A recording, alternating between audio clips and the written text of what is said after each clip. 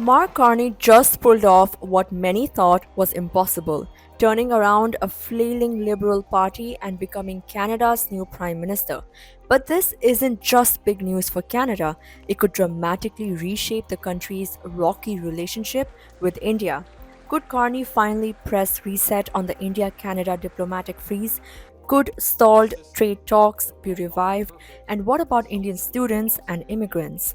Let's break it down. In a dramatic turnaround, Canada's Liberal Party, until recently bracing for a crushing defeat under Justin Trudeau, has now come out on top in the federal elections. The win is led by none other than Mark Carney, a former central banker who once helmed both the Bank of Canada and the Bank of England.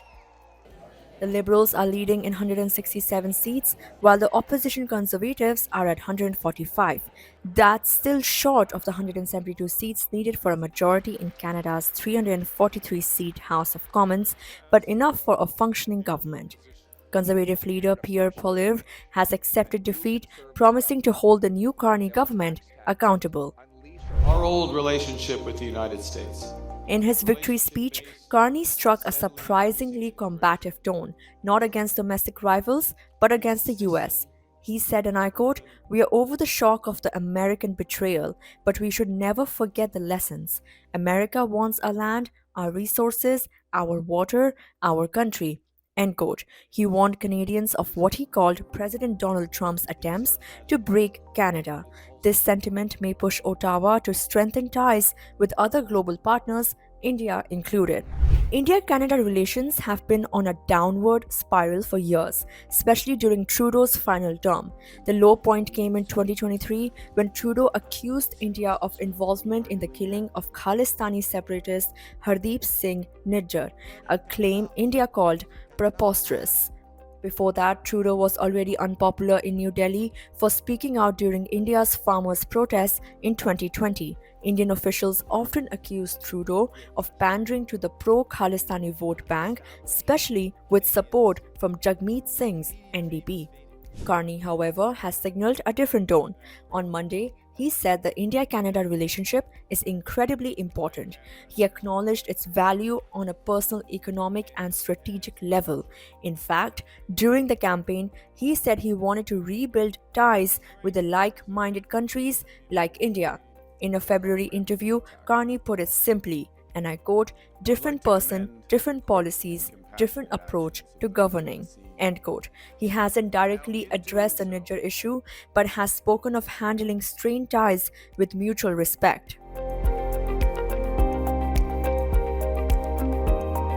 Despite tensions, India remains one of the largest sources of immigrants to Canada, nearly 3 million Indians living there as students, workers, or permanent residents.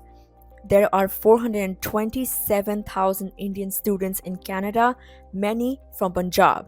Punjab alone sends students who spend roughly 68,000 crore rupees or $8 billion each year. The total contribution by Indian students and immigrants could be closer to $20 billion. But under Trudeau, immigration policy began tightening. The Liberals had proposed capping immigration at 5% of the population by 2027, with permanent residents capped at 1%. Carney, however, is a former economist and central banker. Experts believe he understands the value of skilled migrants and international students. There's hope he will take a more pragmatic approach. India and Canada have been trying to ink a comprehensive economic partnership agreement or CEPA since 2008. Talks gained momentum in 2010 and again in 2020, but things froze after Trudeau's 2023 allegations against India. Both countries even expelled each other's diplomats. With Carney now in charge, there's hope that the ice may thaw. A restored diplomatic relationship could revive trade talks and push CEPA closer to the finish line. And Canada may need India more than ever, especially with tensions rising between Ottawa and Washington. Interestingly, despite the diplomatic crisis, trade between India and Canada has remained stable. According to the Global Trade Research Initiative (GTRI), lateral merchandise trade actually grew slightly from $8.3 billion in 2022 to 2023 to $8.4 billion in 2023 to 2024. India's imports from Canada rose to $4.6 billion. Exports dipped slightly to $3.8 billion. Mark Carney's election win is more than just a political headline. It could reshape Canada's foreign policy, and India is a key piece of that puzzle. A cooler tone, economic realism, and a willingness to engage make him very different from his predecessor. Now, the question is, will both nations use this opportunity to rebuild trust?